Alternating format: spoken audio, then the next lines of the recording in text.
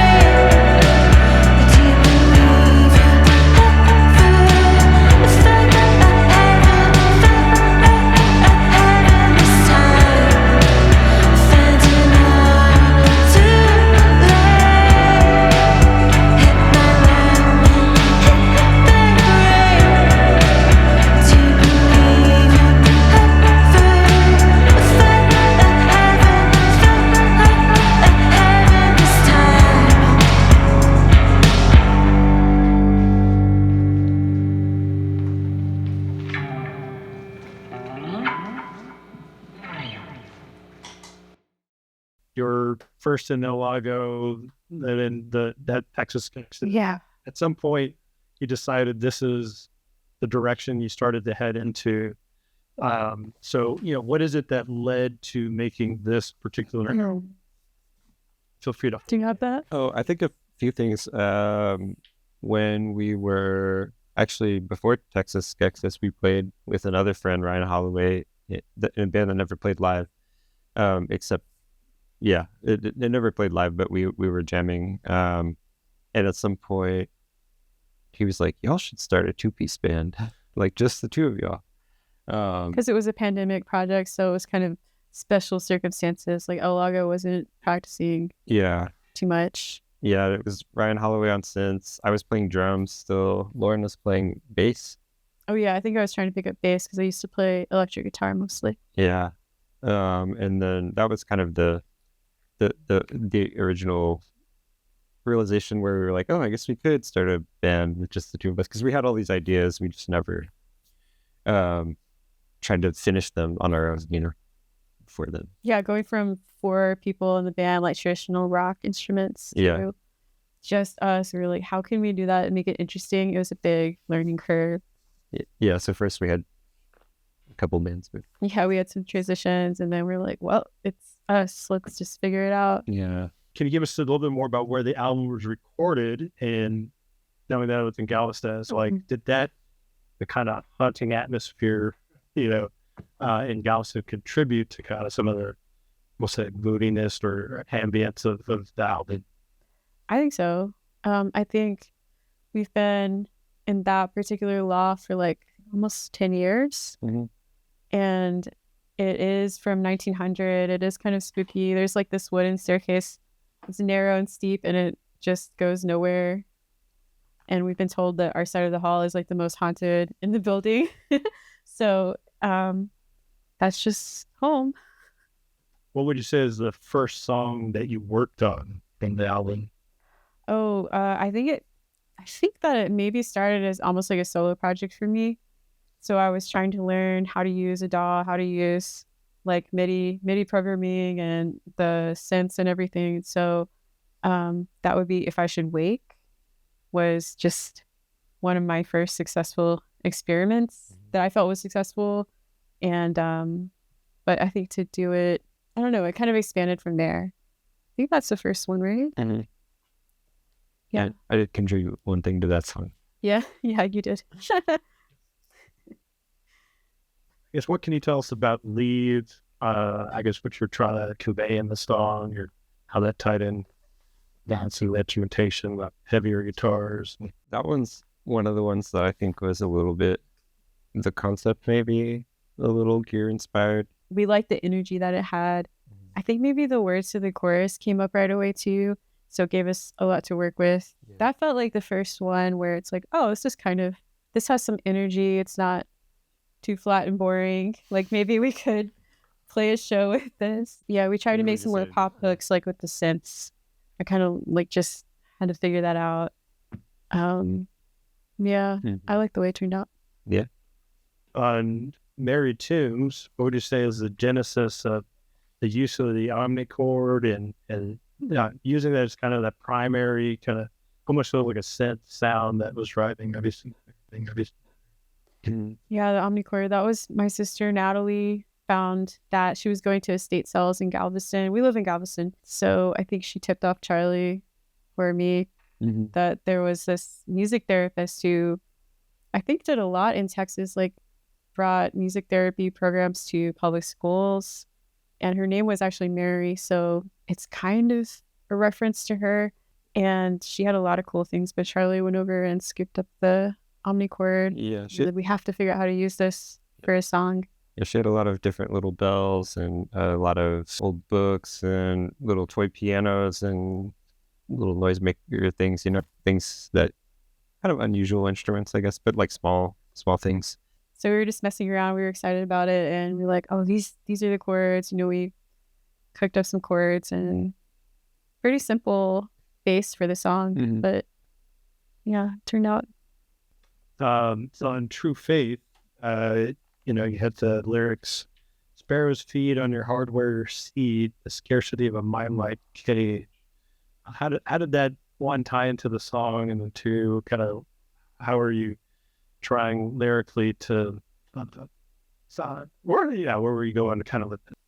So that song was a little bit stream of consciousness, I guess, for me. It was really late at night, and it doesn't necessarily, it's more like evoking things. So I think we were both raised religiously, pretty conservatively in Texas. And so you can see that kind of theme throughout. Like the sparrows to me are kind of a Christian image from our upbringing, and just the way, I'm not trying to make a statement right here, but I spent a lot of time sitting in a pew listening to one guy's opinion, and you're just having this fed to you. It can just feel like the world's a lot bigger than that. So I was trying to just evoke that with those lyrics. it's a little bit, what am I trying to say? They're not very literal. What's the word I'm looking for? Impressionist. Just, yeah, impressionistic. That was the last song we wrote on the record. Yeah. For Find a Heaven, one of the songs you just recorded here, can you tell us a little bit more about this one? You know, in there, the term heaven, you know, what is that actually referring to? It didn't seem like it was referring to a religious thing so much as something else. Yeah, that's probably another one where it's coming from that background. But to me, it was the concept of somebody having things pretty good and the restlessness of kind of taking a gamble, doing something risky to just like, why do people do that, you know? And kind of throw away something that's a good situation just out of discontent and yeah, just like putting it all on the line, and sometimes it doesn't work out that well. So just, I think the chorus is just like, are you ever going to find that again if you leave it, you know? I guess it's the other side of the coin to the first song, Leave, which is about, yeah, take that risk. Because there are situations where you absolutely should take that risk, like apply for that job, or yeah, this relationship is not working out. We've tried everything, and those situations, like, totally you should take a risk. But on the other side of it, sometimes you wonder, like, could I have done more there? Was that the best place for me after all? Just other side of the question. So on Cold Calling, I guess what were your influences for that particular song? I guess what was inspiring you some of it? That's mostly you, honey. Yeah, I think I started the instrumental, the bass, the drums, and The synth, yeah, the synth. some of the synths, yeah. Yeah, I was just really inspired by the synth sound. I think this our 2600 sound, and just like playing around with like the filter, and just experimenting with like changing the tempo because we hadn't done that too much, like in a song, and I just got really into like sort of slicing and dicing MIDI notes and just building the song that way instead of playing anything on the keyboard itself. The So piano just- roll, right? Yeah, just So the we piano like to roll, do like, in Logic. basically like Love the piano just roll. written on a computer, you know, just like Penciled. like yeah, hand penciling it in each note. I don't know, it was fun. I don't know. I was just looking for deeper, bigger, like sounds that I guess like sort of. I think I've been slowly trying to chase like what makes a person dance, you know, at a show. And I think it's taken me a long time, but I'm getting that. Yeah. For No Sun Rising, it was striking how the verses had a radically different vocal approach than some of the other songs. So I guess where did that set of inspiration strike you? And then I had another question about the idea for the timpani kind of sound. Oh, yeah. Right. That vocal style, like the more talking, I think I started out experimenting with that in Olago a little bit. There was a song, Moths, from the last EP we did. And I think that was just, we just demoed that at home, and it was you on drums, and I was playing like pitch down guitar and another guitar. And for some reason, it felt really cheesy at first to try to talk your way through a song, but we ended up liking how it turned out. So I've tried to keep it in my palette ever since then, because I just think it breaks up the sung songs pretty nicely. To me, that was like a really kind of paranoid sounding, spooky talking part. Yeah. The timpani, though, that's you. The timpani. I was interested in sort of like punctuation, you know, like. Didn't you get into that from when you had an MPC for a while? You were just doing the sample, and it's like it's got the pads and you pitch it down that way. Mm-hmm. Like they're all pitched different. Yeah, that's true. Yeah, I didn't think about that. But yeah. You're welcome. Yeah, I feel like nothing's wasted creatively. Like even if you did something in a different project, or you don't play that instrument anymore, or you're not into that style of music anymore, it's all coming forward into your practice, which I think makes me feel better. Yeah. I think I was trying for like, I don't know, what was it, 3 or 4 years, something, where I was just had all this hardware equipment that I was like, I'm going to do it this way. Like, I want to learn how to do it this way. And just like samplers, sequencers, like synthesizers, just like analog and just like early digital stuff. And then I was just like, my apartment is small. I've got all this stuff, and it was just taking over. And I was just like, I don't know if this is working. like just space wise, and also just you just spend a lot of time, and then you're kind of just like, I don't know. We if that love song modern is good. technology. We love it. Yeah. Now we're like, our computer's nice. Yeah. Computer's nice. It's very small. Yeah, kind of what was the kind of driving force there, but the kind of haunting imagery and the lyrics and kind of the ambience. Yeah, I think during the pandemic, it's not like I go out in nature very much in general, I guess living where we do. But I felt especially kind of starved for that, just like I'm sure we all did. And I watched, we were just watching movies. We watched Nosferatu, the vampire, which is the Werner Herzog version of the 1920s one. And it's got a lot of like fog in the mountains and just some kind of creepy stuff that I really loved the movie and the way it made me feel. And so I think I was trying to evoke those feelings in the song. For the first time, I could just like go crazy and kind of make my own fantasy world. Everything was so topsy-turvy during the pandemic. I was just in this weird little zone. So that's what inspired it. Let's see, going to Razor Wire. So I had a take on what I thought. Oh yeah, what do you think? But I read it as it was having to do with kind of stereotypes and lies maybe put about immigrants. But I didn't know if that was. Yeah, I think that's definitely in there. That song, I find that if I'm emotional about something, then I just cannot sing. Like something about the voice, it's too shaky, or you just can't hold the tune. And so I was particularly upset, angry about something in the news. We live in Texas. There's always some kind of nonsense happening. And I think this song has a lot of different ways that it could apply to.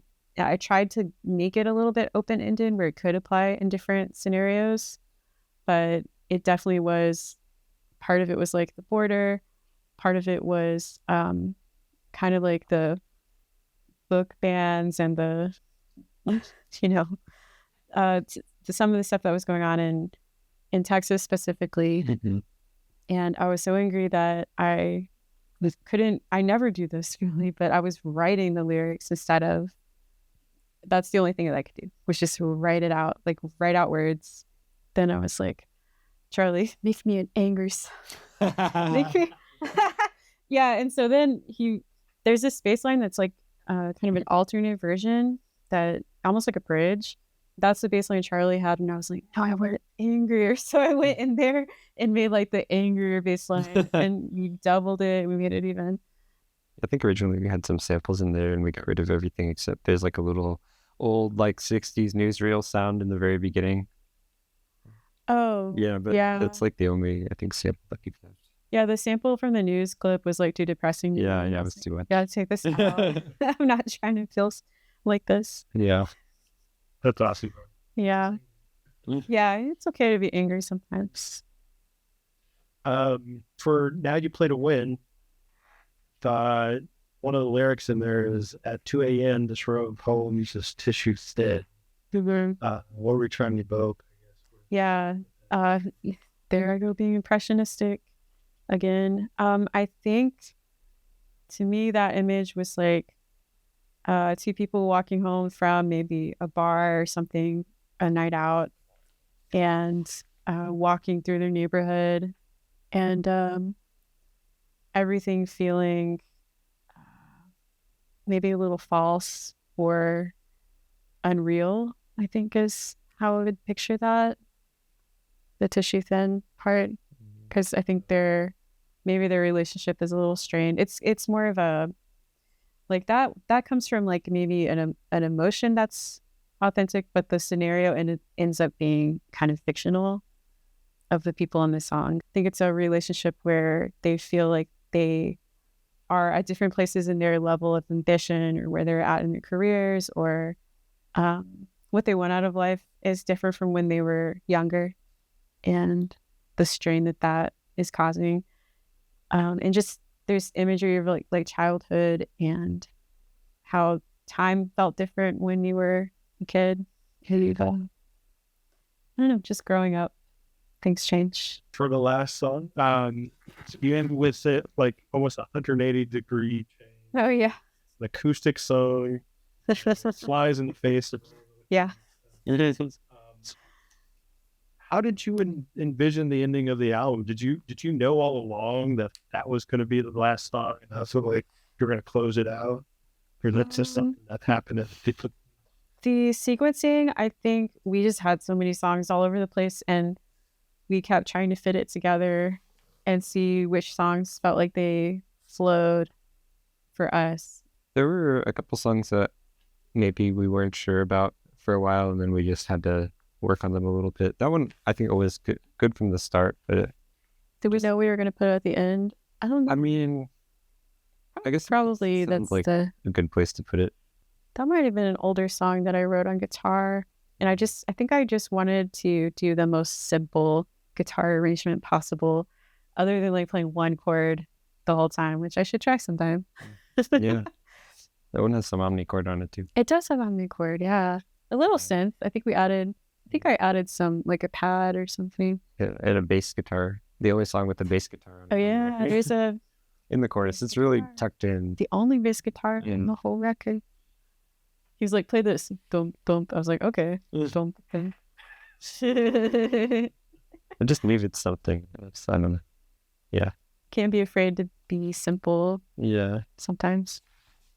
Hopefully, people agree.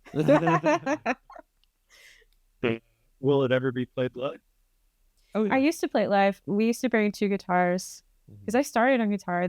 That was my instrument, my only instrument, and I'm exploring other things. I had to learn how to just have a mic in my hand. It was very scary at first, and I feel like I've explored that.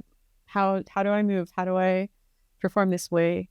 The guitar, we thought about bringing it out again, but it's just so much gear. It's so much gear. Yeah. So we stopped bringing the two guitars and the two amps and all that. We were for a while. Yeah, it's fun to have two guitars going. Yeah, maybe if we ever get to a level where that would make sense to do again. Yeah, the longer sets. Any last comments about the album? And you can show the album. Hold it. Oh yeah. I took this picture. You took both the photos. Oh, I took this picture. Yeah. And it's just a Polaroid, right? And This was when we were mixing at Steve Christensen's studio. it's the last mix day. The last day. The lights Inside. disappearing. Inside. And you sprung that on me. I did not know. I did not get dressed or anything Yeah. special. So. Documentary approach. And then Graham Bell of Houston, Texas, took this photo at Third Island Party. This was like maybe our third, fourth performance ever. Maybe. Yeah. Something like that. And then also that one, same shape. Also that one. Yeah. It has lyrics. Yeah, it's got Inside lyrics of it. inside. And Yeah. And Alvaro, Geodesic Records, and did you think that we would get this far to having a final? Yeah. Oh, okay. The optimist of the family. I mean, it feels like a big deal because I didn't think we'd ever do that as a two piece. you spend a couple years writing and recording, and then you're just like, I guess I should try to put it out on a physical copy instead of it just being digital. Yeah. Put it out in the world. See what happens. I like to have like some different songs. Like you sort of like start with one thing and then you can throw in like a little curveball just to, change music is so atmospheric. You can really change the feeling in a room. My favorite thing about performing, I must like it because I keep doing it. I think part of it's a challenge, and part of it, I do like to connect with the audience. I like it starts out kind of introspective, usually like the set, but I like to eventually be able to kind of feel like I'm more confronting the audience a little bit. And I like that relationship. Smashing guitars and No, yelling. in the way that I do, it's not like a hardcore show where you do that, but just that little streak of kind of interacting. Yeah, I like the interaction for sure. Yeah, I'm pretty introverted, so I probably wouldn't talk to anybody if I didn't play music. Sorry. Yeah, that could be. What's your must-have piece of gear? Or it's most critical piece. The most critical for like our set, or for like for a set? Laptop. That laptop. There was a point where we were like, we should be a laptop band, and then we can just play any show anywhere. We don't have to like bring boxes of things with us or amps, big amps, all these guitars, basses, pedal boards. But then, backpack, Yeah, now we've still got all this. But we went a little wild. Yeah. That is the VIP. Yeah. Yeah. And I'm not ashamed of it. Yeah. I'm like, technology, we can learn how to use it. The vocal delay is pretty cool too, though. Oh yeah, that's true. It's a Death by Audio Echo Master. Yeah. Vocal delay, analog delay. Mm-hmm. And that is really fun. My bandmate Jaron Hall, who's from El Lago and India Tigers in Texas, got me into that. He's like, you can borrow mine, and I really like it. You can mess around with the big knobs. Mm-hmm. I like to do that. It's cool. Yeah. The rest was throwaway. No, I mean, it all feels important. Yeah, it does. But Important, yeah. those are just we could do a show with nothing else. True. It just wouldn't be as exciting Yeah. for me. Yeah, you're right.